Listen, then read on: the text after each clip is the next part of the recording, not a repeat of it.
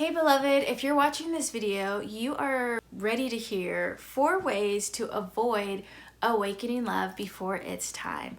Now that expression or that phrase is one that I'm pulling from Song of Solomon's, also known as Song of Songs. First things first, number 1 is to practice emotional purity. This is a title of a book I was recommended to read by a girlfriend during university. I found it incredibly helpful to establish, develop, and practice healthy boundaries with other people and relational patterns that really help to keep me in a place where I could get the best out of a relationship and avoid it feeling heartbroken if I didn't have a romantic relationship with someone in the end. Another way you can think about emotional purity is to think about Sternberg's theory of love.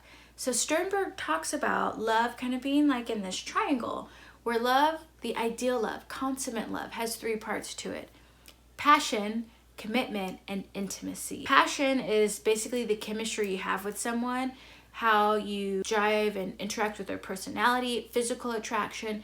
Commitment, I think that one's pretty obvious, someone being loyal to you and your relationships and expectations of the relationship. Intimacy is really focused on the emotional attachment we develop with other people. And we can have emotional attachments with someone where they feel like a brother or a sister. They feel like a mother or a father.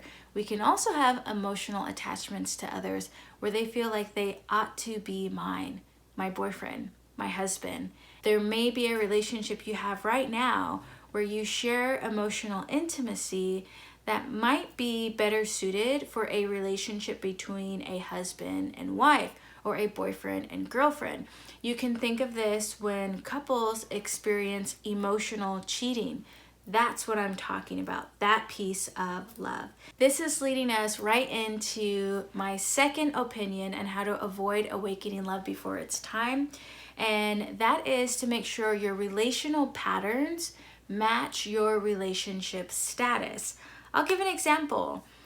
If I am holding hands, if I am exchanging affectionate touch, if I am talking to someone every day, we privately pray for each other every day, but I were to say we are not romantically involved, that would be off. To me, honestly, I would feel like the relationship patterns don't align with the relationship status. And so think about, would I do these things with a friend?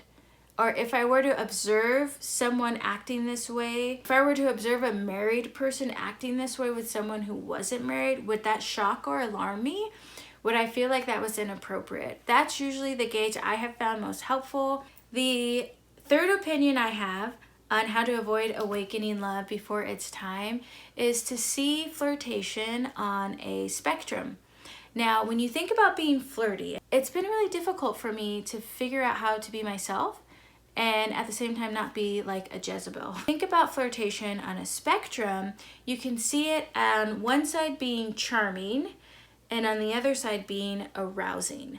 And so if it's charming, I am simply just letting someone experience who I am, who God has gifted and made me to be. And that's nothing that you should feel like you have to hide, especially if you're playful or enthusiastic.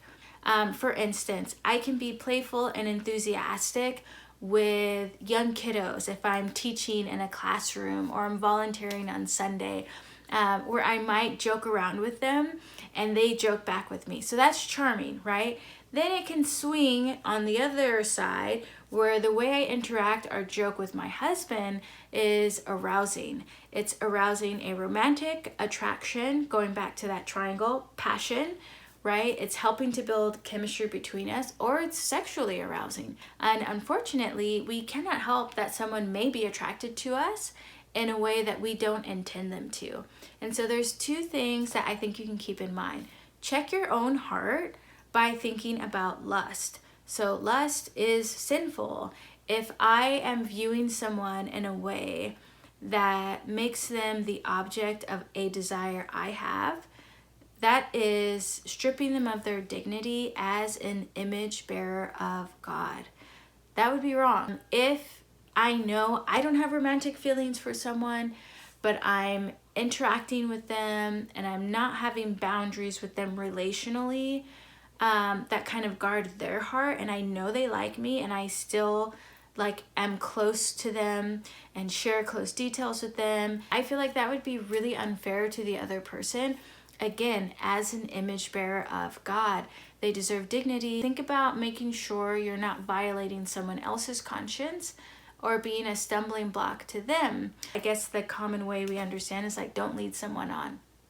The fourth opinion I have to avoid awakening love before it's time is to count the cost. Now, this kind of builds up on the idea of flirtation being on a spectrum. I can think of relationships where I really enjoyed flirting with this person, and it was charming, and I could tell if I were to kind of move forward in this relationship in a way that was really playful, it would shift things from feeling charming to feeling arousing. And I had to count the cost. Was it worth it to pursue a romantic relationship with someone? Because I would end up losing a friendship I had with them if the romance did not turn out. And I'll be honest, I have miscalculated the cost and lost relationships that were really valuable to me, incredible friendships, because I pursued something romantic and it didn't work out, and we now don't have a relationship at all. What is it going to cost you if this relationship becomes romantic and doesn't work out? Will you be able to keep this person in your life? Will they be able to keep you in their life? Practical steps I found really helpful is to avoid one-on-one time. I find that one-on-one time is private, and private time usually feels intimate, and intimacy usually builds attachment. The other practical step is to practice being wise about closeness in proximity. So because humans are made for relationships, because we're made in the image of a relational God, there are certain things that will just naturally build attachment. Try to limit or restrict the emotional closeness you share with someone and the physical closeness you share with someone if you don't want to awaken love before it's time. The last practical step I will share, well, actually there's two more. One is to avoid daydreaming. If you find that a relationship is causing you to be future oriented, where you're planning out a life with this person, it's really difficult to plan that life out without lust kind of playing a part. This may seem super churchy, but churchy or not, cliche or not, there's truth to it. Any daydream you have, see if you can turn it into a prayer. I find that when I find myself daydreaming about something I want in a relationship, turning it into a prayer makes it even better than what I might dream or hope it to be. The last thing is to define the relationship. I mean, there's this saying, and I think it's terrible. Never talk about politics, never talk about religion. I think another thing you can throw in there is like, never talk about your relationship status. I find that that really sets you up for failure. That really can set you up for heartbreak and for expectations and unwritten rules to be broken. Defining the relationship will help you know whether or not you need to guard your heart, what type of relational patterns, what kind of boundaries you need to have to cultivate a healthy, loving relationship, and then also to restrict and limit a relationship from being romantic if that's really not the kind of relationship that you want. More than anything, I really hope you know that you are dearly loved, like truly dearly loved, so live that way.